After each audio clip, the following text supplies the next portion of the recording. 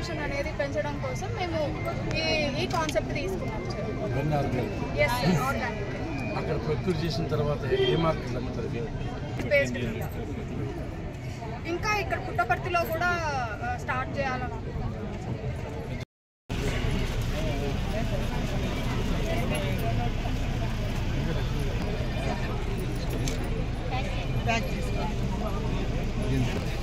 Sorry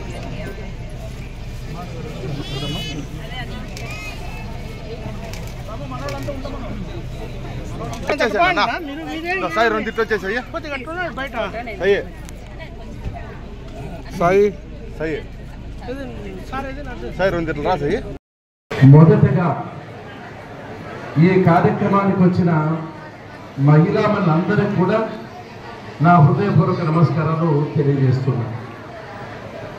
ఏ వ్యవస్థ అయినా ఆర్థికంగా, సామాజికంగా, రాజకీయంగా, సాంకేతిక పరంగా, పారిశ్రామిక పరంగా అభివృద్ధి చెందాలంటే మహిళా భాగస్వామ్యం ఉండి తీరాలని చెప్పే సందర్భంగా మీకు గుర్తు చేస్తున్నాను.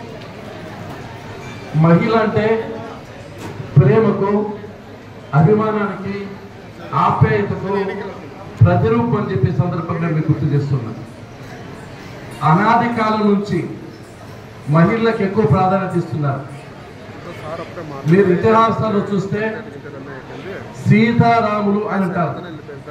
మొట్టమొదటి సీత పేరు చెప్పారు, తర్వాత రాముల పేరు చెప్పారు.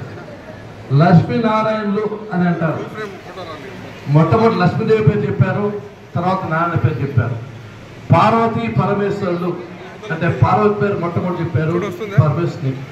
అంటే అనాది కాలం నుంచి మహిళలు గౌరవించాలి, అభిమానించాలి, ఆదరించాలి అనేదే ఏ చరిత్ర అయినా, ఏ ఇతిహాసమైనా, ఏ గ్రంథమైనా మహిళలకు గౌరవం ఇవ్వాలనేది ముఖ్య ఉద్దేశం అని చెప్పి సందర్భంగా మీకు గుర్తు చేస్తున్నాం.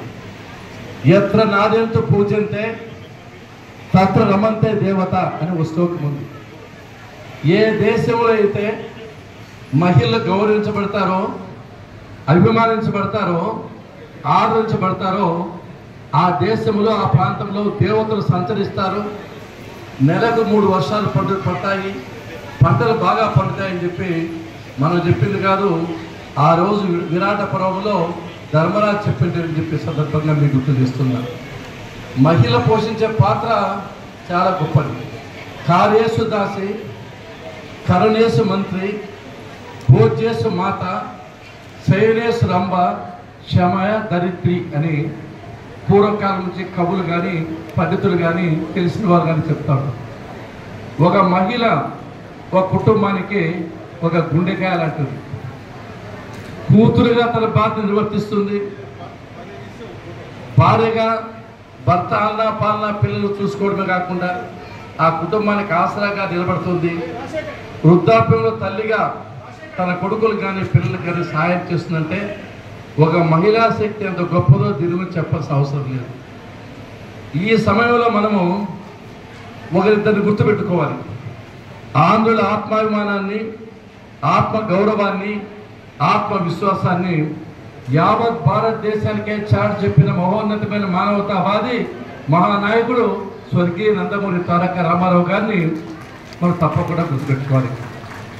ఆయన అధికారంలోకి వచ్చిన తర్వాత మహిళ గురించి ఆలోచన చేశాడు, మహిళ బాగోగుల గురించి ఆలోచన చేశాడు, మహిళా సాధికారత గురించి ఆలోచన చేశాడు. కాబట్టే ప్రభుత్వ సంస్థల్లో, ప్రభుత్వ రంగ సంస్థల్లో, స్థానిక సంస్థల్లో 33.3% రిజర్వేషన్ పాటించారు.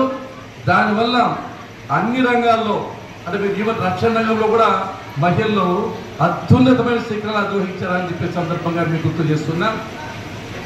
దానికి గాను ఆయన రుణం తీర్చుకోవాలి, ఇంటి రుణం అని చెప్పి సందర్భంగా మీకు గుర్తు చేస్తున్నాం. తర్వాత మన గౌరవ ముఖ్యమంత్రి నారా చంద్రబాబు నాయుడు గారు మహిళలు ఆర్థికంగా ఎదగాలి, కుటుంబాలకు ఉపయోగపడాలి, మీ కాళ్ళ మీద మీరు నిలబడాలని చెప్పి డ్వాక్రా వ్యవస్థను భారతదేశంలో ప్రవేశపెట్టే ఏకైక నాయకుడు చంద్రబాబు నాయుడు గారు అని చెప్పే సందర్భంగా మీకు గుర్తు చేస్తున్నాం. ఈ రోజున 1 కోటి మంది సభ్యులు, 1 కోటి మంది సభ్యులు డ్వాక్రా రుణమే కాకుండా ఆ డ్వాక్రా వల్ల వాళ్ళకి వచ్చే నిధులు కానీ దాంతో ఈరోజు స్వయం ఉపాధి పథకాలు కల్పించడమే కాకుండా సాధికారత వచ్చింది కాబట్టి మీ కాళ్ళ మీద నిలబడుతున్నారు. ఈరోజు మహిళలకు ఇచ్చిన విలువ ఎవరికి ఇవ్వడం లేదు. ఇల్లు కానీ, ఇళ్ళ పట్టాలు కానీ, భూముల పట్టాలు కానీ, ఏదైనా లోన్లు కానీ అన్ని మహిళల పేరుతో ఇస్తామని చెప్పే సందర్భంగా మేము గుర్తు చేస్తున్నా. అంటే మహిళ చుట్టే భర్త తిరగాలి, కొడుకులు తిరగాలి, తల్లిదండ్రులు అత్తమామలు మీ చుట్టూ తిరగాలనే ఏ కార్యక్రమం చేపట్టినా మహిళా పేరుతో ఇస్తున్నాం, మీకు విలువ ఇస్తున్నాం అని చెప్పే సందర్భం గుర్తు చేస్తున్నాం. ఒకటి గుర్తుపెట్టుకోవాలి, చాలామంది తల్లి చేసిన త్యాగం, తల్లే ప్రత్యక్ష దైవం, తల్లి తండ్రి.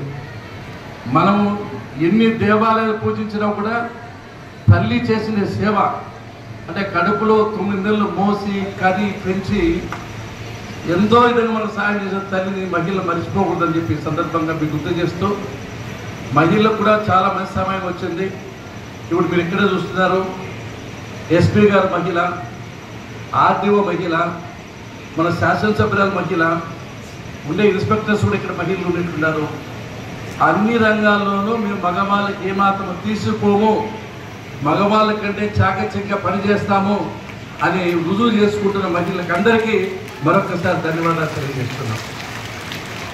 నేను కూడా నా విద్యా సంస్థలో చూశాను, 4000 మంది ఎంప్లాయీస్ నా దగ్గర ఉంటారు. నాది ఒక ప్యారలల్ గవర్నమెంట్, దాంట్లో 2700 మంది మహిళలే ఉన్నారని చెప్పి గర్వంగా చెప్తున్నానని చెప్పే సందర్భంగా మీరు గుర్తు చేస్తున్నాను.